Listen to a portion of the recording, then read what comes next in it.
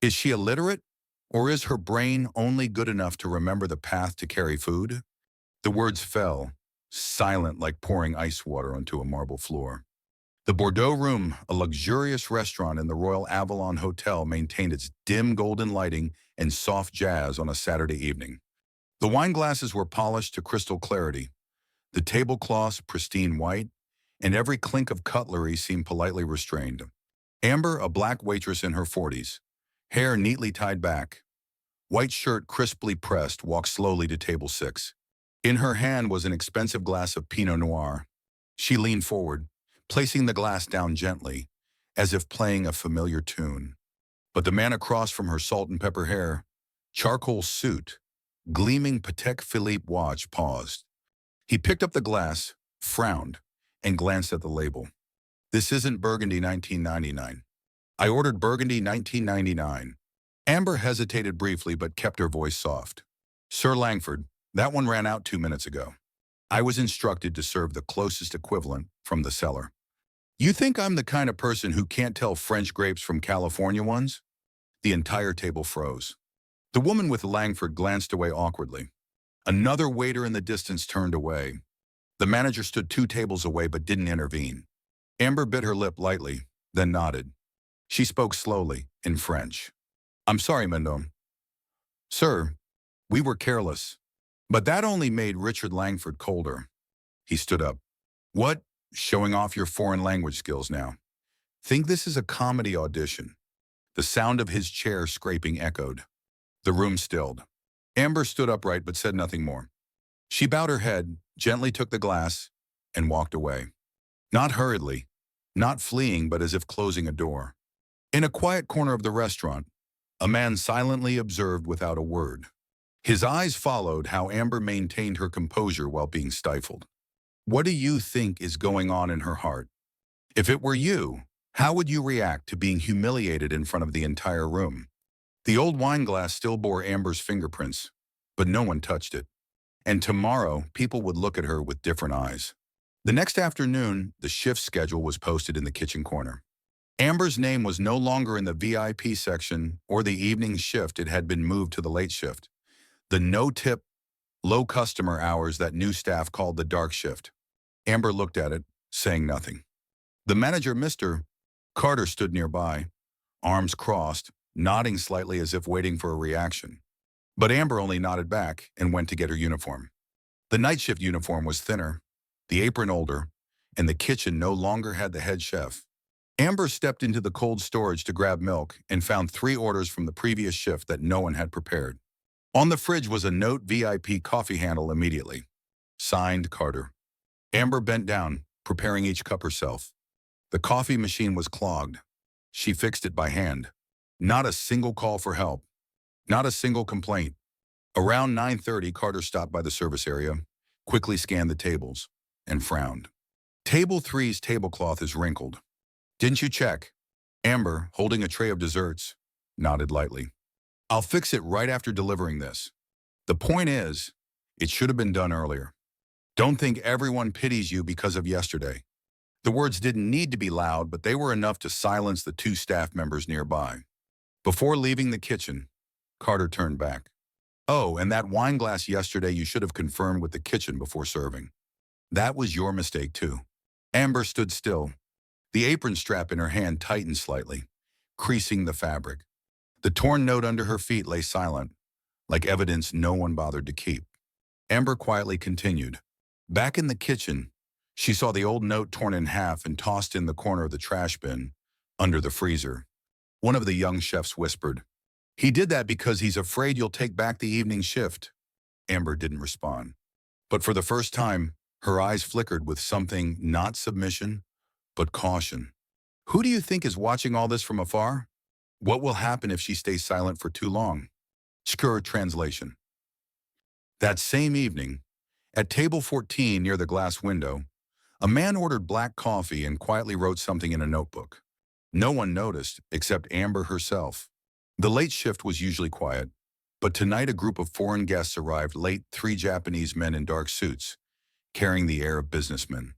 A young staff member fumbled to find a Japanese menu. The head chef had left. Carter was nowhere to be seen. The kitchen only had Amber, folding napkins. She stepped forward, nodding lightly to them.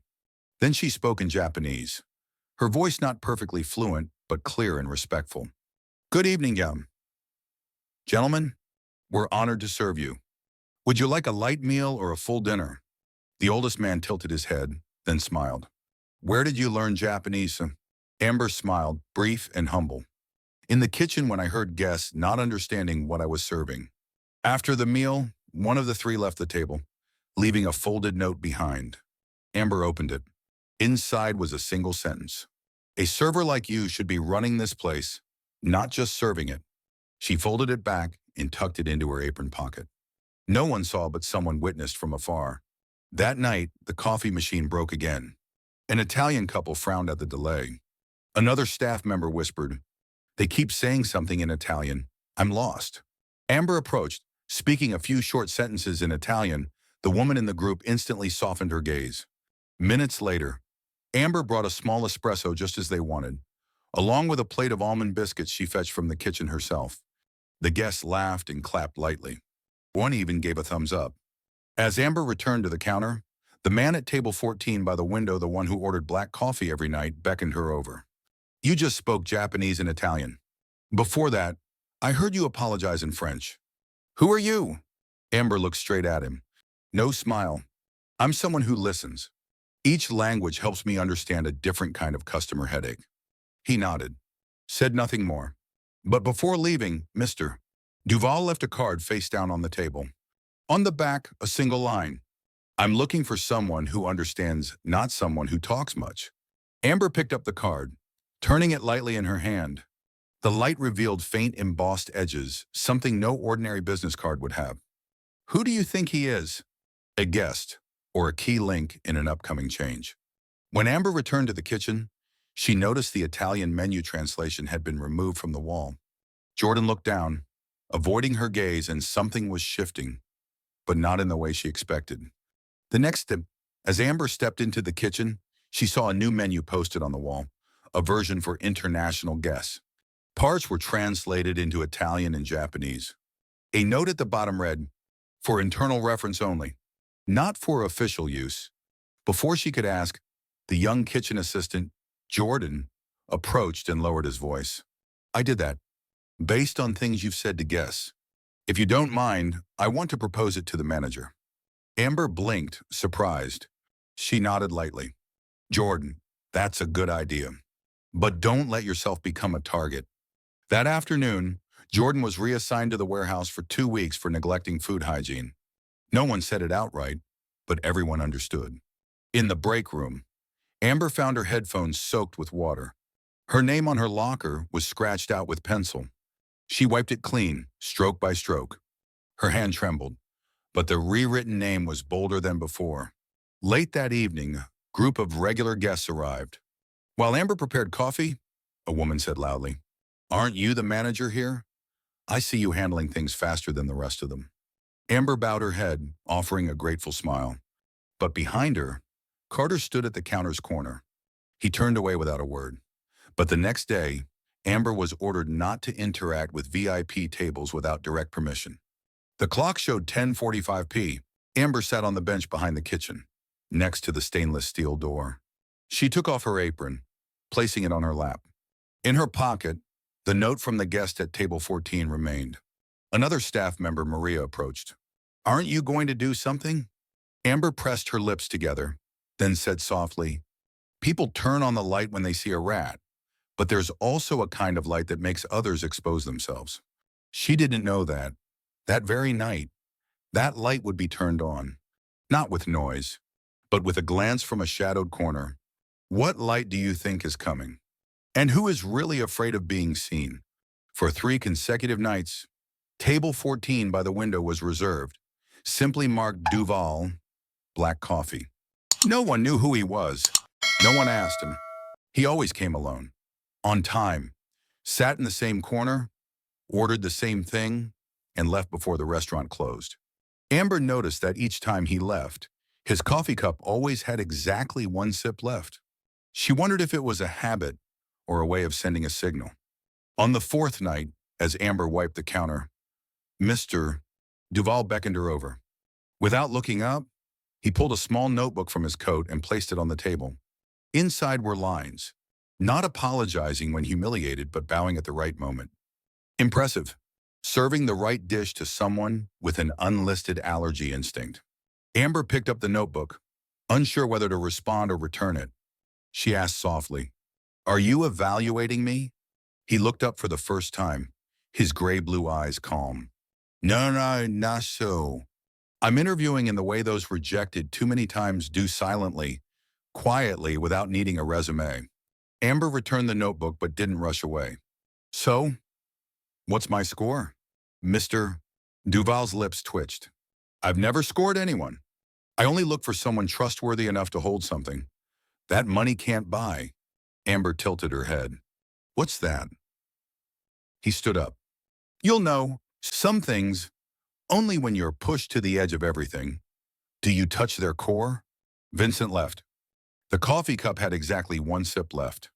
The dishwasher looked on, muttering to a colleague. I heard he once owned a 3-Michelin-star restaurant in Venice. But after his wife passed, he never accepted another award. Amber stood behind the counter, watching his figure fade. In her hand was still the card with the silent line. I'm looking for someone who understands, not someone who talks much. She flipped the card over, noticing for the first time an embossed symbol C. Her hand froze. She knew that symbol. She'd seen it before, on an old nameplate in a restaurant that had closed. Can you guess who he is? Or is he just a lonely man seeing himself in a server? That night, in her small apartment, Amber opened the tin box she'd hidden at the bottom of her closet. An old nameplate fell out and memories began to surface, like an old dish when the scent of spices suddenly returns. Translation. Amber returned to her small apartment past midnight. She didn't turn on the light right away. In the dark, she opened a wooden drawer and took out an old tin box. Inside were a few faded menu papers, some black and white photos, and an old name tag. Amber Davis, assistant manager, Circolo d'Oro, an Italian restaurant. Closed 7 years ago. Back then, Amber was a few years younger, with longer hair, smiling not out of courtesy but because she believed she could change how a meal was served. She had worked at Circolo d'Oro, a classic Italian restaurant in North Chicago. After 3 years as a waitress, she was offered a promotion to operations manager. That day, she stood in front of a mirror, trying on the new name tag. She called her mother. Mom, I think I'm about to run a place I truly love. Her mother laughed over the phone. Then don't forget why you love it. Don't let the system turn you into someone else. 3 weeks later, the restaurant faced an issue with a wealthy white customer spilling wine on the floor, accusing a black staff member of mocking his taste. The accused was Jamal Amber's close friend and the person she had recommended as kitchen team leader. Amber wrote a report, stating Jamal hadn't said anything out of line. But the senior manager told her, we need to keep the customer. The truth is something we can adjust. Amber didn't sign. She folded the name tag, placed it in the box, and quietly left that night. She didn't tell anyone why she quit. When she moved to the Bordeaux room in the South, she left her management experience off her CV. From then on, she was just a waitress, silent, observing, not resisting, until that glass of wine the other night spilled over her reputation like a reminder. You can't keep avoiding because silence is also a choice. Back to the present. Amber placed the name tag on the kitchen table. A bold black inscription on the silvered paper label was still clear. Circolo d'Oro, the golden circle. She murmured the name like reciting an old song. Her phone buzzed. An anonymous message appeared. Some circles don't close unless you step into their center. Siuniwas. Amber stared at the last 3 words. On the dining table, she took out the card, Mr. Duval had left. Tilting it slightly, the light hit the embossed edge. A faint symbol became clear. C. Do. Do. Amber closed her eyes for a second. Not out of surprise, but because she knew the story had never ended. It had only waited silently for someone brave enough to reopen the old page. Perhaps fate doesn't return it never left. What do you think will happen if Richard discovers Amber's past? And the very next morning, table 6, where Richard had humiliated her, was reserved again. But this time, not for the wine, but because of a whisper in his ear. She once quit a manager position in disgrace. Fee. A black Bentley glided to the Bordeaux room's entrance at 6:15. The driver opened the back door, and Richard Langford stepped out, first charcoal suit, sunglasses slowly removed, his stride still carrying polite oppression. He opened the car door for 3 guests, a French businessman, an Italian female director, and an American brand tycoon. They hadn't reserved a table, but the hostess only needed to see Langford to bow and usher them in as if expected. Amber was adjusting napkins at table 8 when she caught his gaze. She didn't avoid it, nor did she smile. She simply lifted her tray and moved on, continuing her work like flipping through an old book. Richard's eyes followed. His gaze held not just anger, but a hint of wariness, like someone who'd lost the reins and wasn't sure if the horse was tamed or ready to kick back. When Amber approached to serve the wine, Richard tilted his head toward the Italian guest. Careful. Here, they sometimes serve the wrong thing, but speak multiple languages to make you feel like you're the one mistaken. The words fell lightly, like an upside-down bill on the table, seemingly polite but quietly demeaning. Amber didn't respond, but the Frenchman leaned toward her, speaking in French with a courteous smile. Though no one in the room fully understood, his eyes showed it was a compliment. Amber bowed her head, replying with a short sentence in French, then quietly turned the wineglass on the table, revealing the label clearly, Burgundy 1999. Richard saw it. He exhaled sharply, then said in a low voice, "You think a few foreign phrases and the right wine label are enough to make me forget the past?" Amber looked up, her gaze unwavering. "I'm not doing it for you. I'm doing it for the guests. And for myself." No raised voice, Sorny whispering, no retort. But the entire table froze. Richard smirked but said nothing. His gaze, however, lingered longer than usual when it shifted to the manager's table, where the new personnel, appointed by Vincent, stood observing from afar. Do you think he'll stay silent or prepare a sharper counterattack? Minutes later, a rumor began to spread like smoke through the kitchen's cracks. She's not an ordinary employee. Word is, she's someone Vincent brought in from the start. After Richard's guests left, Carter vanished from the dining area, leaving an unusually quiet atmosphere. No one spoke, but something was rising beneath that silence glances.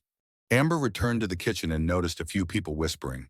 Maria, the waitress who once defended Amber, bit her lip, avoiding eye contact. At the manager's table, a new figure appeared, a young woman in a white shirt, her name tag gleaming, operations manager, acting. She introduced herself as senior personnel from the investment division sent by Vincent Duval himself. While reviewing staff files, she flipped to Amber's name and paused. Mrs. Davis, the one Mr. Duval specially noted, I didn't expect you to stay a server this long. I thought you were his personal assistant. The words were like a drop of honey in a boiling pot. Jordan, the young kitchen assistant, who'd been sidelined for suggesting a translated menu, froze. He turned away, muttering, So, she's had a role all along. Carter returned just then, listening from afar, not intervening. Another server whispered behind Amber, Maybe she's been playing dumb for years, just waiting to take the boss's seat when the time comes. Amber heard, but she didn't turn around. She only set her tray on the counter, removed her rubber gloves, and walked out of the kitchen. Her steps were light but no longer as steady as the night before. She wasn't scolded. She wasn't fired. But she was now seen with the same eyes once reserved for Richard, a person with power, but not belonging here. And sometimes, silence from those who once stood by you hurts more than a shout from an enemy. Which silence do you think hurts more, from an enemy or from those who once stood by your side? Carter stood in a far corner, his gaze no longer just observant. He pulled out his phone, opening an old photo folder. In one image, Amber wore a gray suit, standing next to the Circolo d'Oro logo. He nodded slightly. Must worries, so it's time for people to know who she was. Mo de Wernamba Forbide Wones. The kitchen cleanup ended unusually early. The new manager retreated to the paperwork room, and Carter, the one thought to have stepped back from the game, suddenly returned to the dining area, holding an old file. He didn't look at Amber, heading straight to Richard, who was sipping coffee with a few remaining guests. Mr. Langford, there's something I think you should know. About Mrs. Davis. Richard looked up, raising an eyebrow. Carter placed the file on the table opening to a creased old photo from another restaurant. In it, Amber wore a manager's uniform, standing beside a group of black chefs. This is her 7 years ago, Circolo d'Oro. She once refused to report an incident against a customer, then disappeared after an internal investigation. Amber heard the rustle of paper but stood 2 tables away, not turning her head. Whispers began to spread like the smell of food smoldering in an oven. She was a manager, really under investigation. Did she leave because of some violation? Richard turned his chair toward her. So who are you? Really someone who resisted and then fled? Now back to flip the old table. Or have you been planning this for years from the lowest position? Amber stepped closer to his table, slowly and not rushing. But when she stood before Richard, her eyes no longer held their usual calm. I once held a position others coveted, and I let it go because I refused to enable injustice. If that makes you doubt me, then perhaps you don't understand loyalty. The air froze. Amber stood in the crowded room, but for the first time, she felt like she was staying there alone. Each question Richard had thrown about her title, her past, her motives still hung in the air like smoke with no escape. Translation. Amber gripped the edge of the silver tray lightly. She had nothing in her hands to protect herself. No name tag. No one spoke up. And at that moment, not a bell, not applause, but a deep voice rang out from the entrance. And if you still don't understand, I'm afraid you don't deserve to sit here either. Everyone turned. Vincent Duval stepped in, silently. But this time, he wasn't just observing. He placed his hand on Amber's shoulder in front of everyone. Do you think that gesture was protection or a declaration? The truth doesn't need to be loud, it just needs to be timed, right? And Vincent arrived exactly when everything seemed to be crumbling. The room froze as Vincent Duval appeared. No need to tap a glass or raise his voice. His mere presence made every other sound feel out of place. He walked slowly to the center of the dining area, his hand still lightly on Amber's shoulder, like a stage director guiding the lead actor before the spotlight. I've heard enough, Vincent said, his voice calm yet chilling. 7 years ago, Amber Davis refused to sign a false report. Because of that, she was forced to give up her manager position at Circolo d'Oro, a restaurant where I was the primary investor. Eyes shifted from Amber to him, then back to Amber, this time not with suspicion, but with astonishment. Vincent continued. When that restaurant collapsed due to an opaque personnel system, I withdrew from the culinary world. Not because of business failure, but because of moral failure. And then I saw her. Here, wearing an apron, enduring, silent, but still holding something no one can train dignity. Carter, half hidden behind the counter, started to object. But Vincent turned to him. You manage a team where the best are pushed to late shifts, while the worst learn to stab others in the back. I don't need managers like that. Then he addressed all the staff. As of 2 weeks ago, I am the majority shareholder of the Bordeaux room. And from now on, he turned to Amber. She will run this place with me not as a symbol, but as a partner. Whispers rippled through the room like an undercurrent stirred by a strong wind. Amber stood still. No smile. No tears. But something in her eyes shifted like someone had finally lifted the old apron from her heart. Vincent stepped back, his gaze following her as if to say, I've opened the door. The rest is your step. What do you think a server who stood still for years will do with that opportunity? Amber turned, looking straight at the manager's table where the shift schedule still hung crooked, and Carter's name hadn't been removed. She began to walk, not looking back. As Vincent finished speaking, the dining area seemed to take on a new atmosphere, not quite lively, not tense, strange, as if everyone hadn't decided whether to clap or stay silent. Amber turned to him, nodding slightly. Then she stepped forward, facing all the staff, guests, Carter, and Richard. I know this isn't easy to accept, To some, I'm still the server carrying a tray. To others, I might be the new boss's right hand. No, but I'm just someone who wants to do right, and today, I'll start. She turned to the bar counter, pointing to the shift schedule still unchanged from yesterday. The late shift in secondary service areas will now rotate based on actual performance. Those pushed down for personal reasons, I'll review them. Then she looked at Carter. And I propose suspending you, pending an internal investigation. If you believe you're clean, expect good news. Carter stiffened.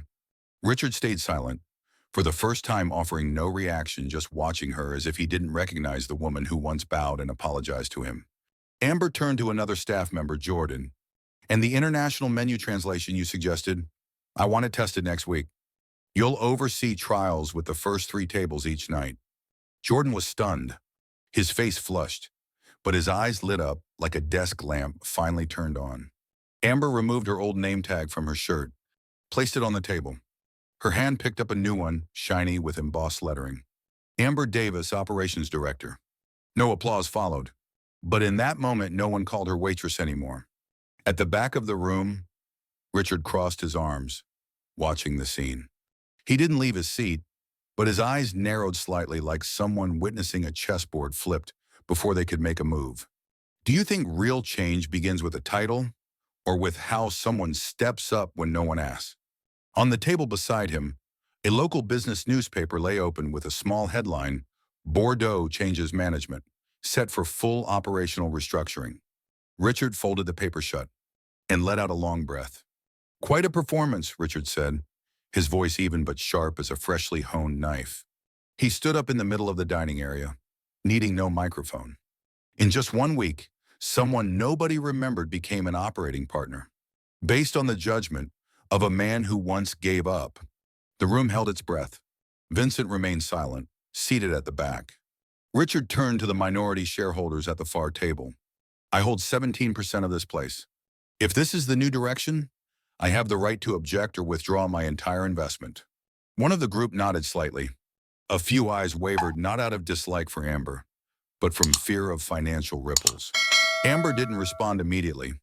She quietly walked to the wine cabinet where servers usually pick glasses for VIPs. She pulled a silver tray, taking out a bottle of Burgundy 1999. Not to serve, but to place in front of Richard. The first glass you threw down came from this bottle. It's also the glass that got me pushed out of the VIP section. She opened the bottle. Didn't pour, just said, I can offer you another if you still consider yourself a guest. But if not, this place doesn't need anyone who comes just to threaten. Everyone looked at Richard. A couple stood, seeming ready to leave, but instead approached Amber and whispered, You're not just serving wine. You just served a standard we've never seen here. Richard stood still. Didn't take the bottle, didn't speak again. Just clenched his jaw slightly, then turned and left the restaurant. No one saw him out. Amber placed the bottle back on the tray. No victory. No defeat. Just standing steady like a staff that had stopped the wind, and now only the soft breathing of a room returned to those who deserved it remained. Do you think a subtle refusal can sometimes be stronger than punishment? Iktun. Translation. The next morning, an email from Amber was sent to all staff 10 Tomesina. Team meeting. No titles. No ranks. Just one question. What do we want this place to be? That morning, a notice was posted in both the staff area and the front lobby.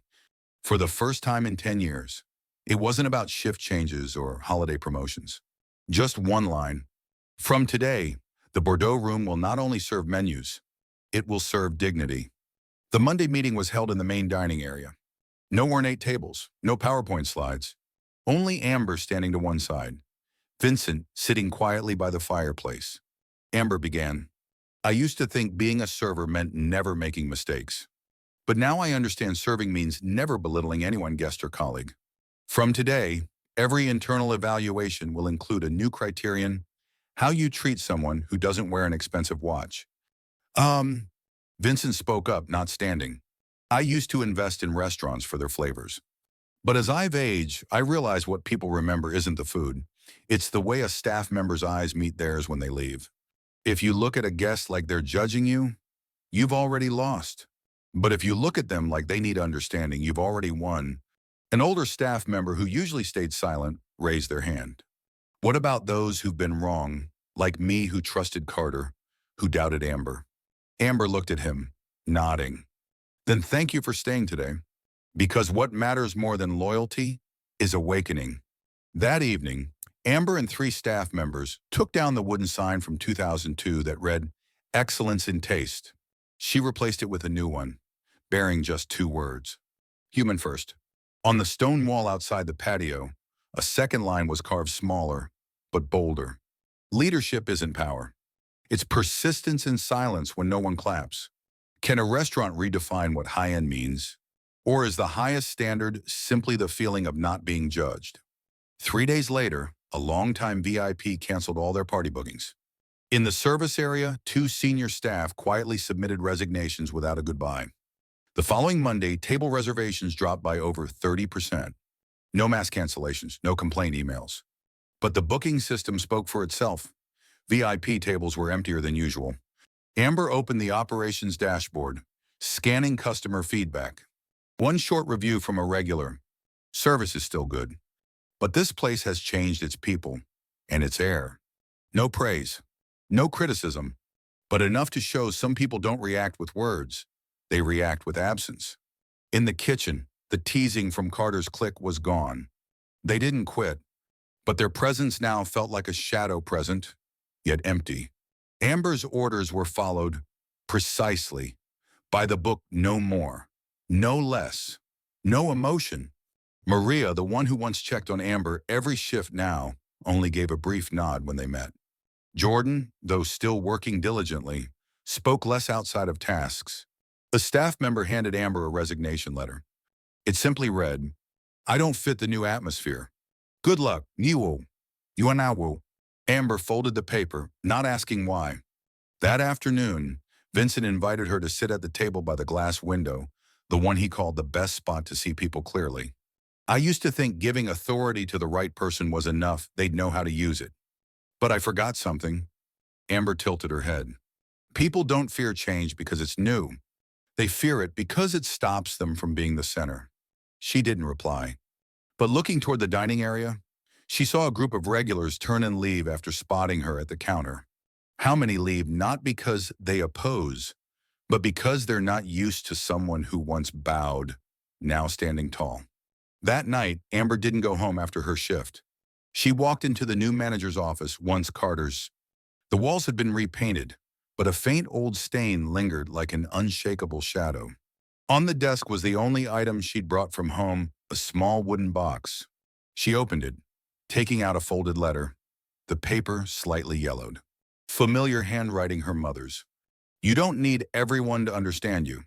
You just need to be still enough not to lose yourself, just to make it easier for them to understand." Amber sat in the chair. Outside the glass, the sidewalk lights flickered. A delivery truck pulled up. Kitchen staff passed by, unaware she was there. She folded the letter back. No tears, but her chest tightened, as if all noise had been muted, leaving only the breath of someone holding themselves upright. Vincent opened the door without knocking. Hands in his pockets, he leaned against the frame. "I'm leaving soon. A long trip. It's time to go home." Amber only nodded. "I'm not surprised, Anonam." Vincent smiled, his eyes deep as a moonless sea. "I chose you because you're strong enough to stand alone. But don't forget, standing alone doesn't mean standing cold." She nodded. "No extra words?" As he left, Amber stepped back into the dining area. The restaurant was nearly empty. A new staff member was cleaning the glass, saw her, and gave a small bow. For the first time that day, she smiled back. At the bar, the wall clock ran a minute slow. She didn't fix it. Some errors aren't worth correcting. Amber bowed her head, preparing to leave. Just then, a new staff member tapped lightly on the glass door from outside. "I just wanted to return the cloth you forgot." I folded it. She took the cloth, a diagonal fold like a quiet seam. She smiled. Not for the cloth, but because someone still cared about how something was placed back. Does true leadership begin when you give orders, or when you endure alone in a silent room? The next morning, on the internal notice board, someone had added a line under human first, but no one should walk alone. Thursday, light rain. No one called Amber Boss, but they began knocking on her office door before entering. A janitor left a neatly folded clean cloth on her desk. No name, no note. Amber opened the dashboard. Jordan had designed a trial international menu. In the notes, he wrote, "This translation came from how you spoke to guests, not Google." Amber clicked approve, but didn't reply immediately. She knew some thanks don't need words. That day, a middle-aged couple returned former regulars of Carter, absent since the Richard incident. The wife looked around, then said to Amber as she greeted them, "I thought you'd make this place lose its old charm, but now I see the real charm is what's still here." Amber bowed in thanks. The husband added before leaving, "We came back because we wanted to see staff treat each other like humans." The staff area now had a new rule board. No posters, no slogans. Just 3 handwritten lines Amber pinned to the wooden board. Guests may be wrong and still deserve kindness. Semantamon. Colleagues may be tired and still deserve respect. May far. You don't have to be perfect, just don't be indifferent. Humithi. End of shift. Jordan brought her a fountain pen, simply wrapped. "I saw you write notes by hand every morning. It's not expensive, but the ink doesn't smudge." Amber opened the pen. Inside the box, an engraved line. "A server isn't someone who bows. It's someone who stands firm when others falter." No one made Jordan do it. No time clock recorded it. But Amber knew true recovery isn't in data, but in how people started looking at her, not with wariness, but with hope. Does trust return through reason or through gestures that seem insignificant? And every time someone stayed because they believed in her, somewhere else, someone left because no one looked at them the way they used to. Carter sat alone in a cafe across the street where he could see the Bordeaux room's entrance through the glass. His old watch still on his wrist, shirt still pressed, but his eyes no longer sharp. On the table, his phone showed an email reappointment request denied. Across the street, Amber stepped out, seeing off a large group of guests. They shook her hand not for her title, but because they wanted to. Carter gave a faint smile to himself. Just a promoted waitress, and now everyone's forgotten I used to hold the door. That day, he came to the restaurant as a guest, no reservation. When Amber saw him, she didn't offer a private table or call security. Just calmly, "I'll personally serve this table if you don't mind." Carter looked at her as if he didn't recognize her. The meal passed in silence.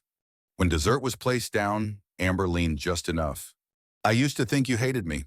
Now I know you were just afraid of being outdone. But you forgot one thing: I didn't want to stand above you. I just didn't want to be pushed down." Carter didn't reply, but his hand paused as he reached for his glass. On the bill, Amber wrote a single line. "I don't need your forgiveness, but I hope you won't repeat what made you lose yourself." Carter left cash, no tip, no note. But at the door, he turned back, looking at the new sign on the glass. Human first. He stood for a few seconds, then left without looking back. That evening, Amber sorted the stack of bills and noticed something: Carter hadn't vanished. But his influence had dissolved like smoke. No one listened. No one defended. No echo remained. No punishment needed. No applause required. Just the right light shining on the right person. Does a lesson come when you're scolded or when no one listens to you anymore? Amber stepped into the dining area, looking at the glass where the old slogan once hung. Her hand touched the new words, "Human First." For the first time, she saw it wasn't just for guests, but for those who once didn't dare look up. 1 month later, the Human First sign no longer hung on the glass. It was carved directly into the marble wall outside the patio beside the smaller, bolder line.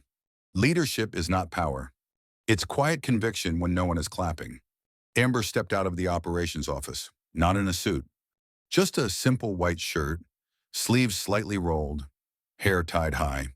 She put on her old apron not to serve, but to do one thing: make the first coffee of the day. As she placed the cup on the corner table, once Vincent's, once Richard's, a new staff member looked up, confused. I thought you didn't do these things anymore." Amber smiled. "I never stopped till Winternoam, as Shurikinya worm." I just want to make sure when someone sets a cup down for you, you feel you deserve respect too. On a scene shift, Amber sat behind the bar, watching staff serve guests not stepping in, not correcting. A curly-haired, brown-skinned boy outside looked through the glass, whispering to his mother, "Mom, who's that?" His mother smiled. She's the one who was once kicked out of the VIP section. Now she's the one teaching others how to make guests feel welcomed. Sidiwa and final scene. Amber held the fountain pen Jordan gave her, writing in the suggestion book. Next week, hold an evening inviting those once turned away for their clothes, their speech, their race to return here, dining as honored guests. She set the pen down, exhaling softly. No one called her waitress anymore. But on the left side of her chest, the old name tag remained a reminder sometimes. You don't need to shed an old role. You just use it to step up. Have you ever been looked down on, then had to prove your worth? Have you ever stepped out of the role others imposed to become yourself? Share your story in the comments below. If you feel this story deserves to be heard, leave a or comment. Justice matters. And don't forget subscribe to the Unveiled Wealth channel to catch more moving journeys where justice doesn't need to shout, it just needs to stand firm.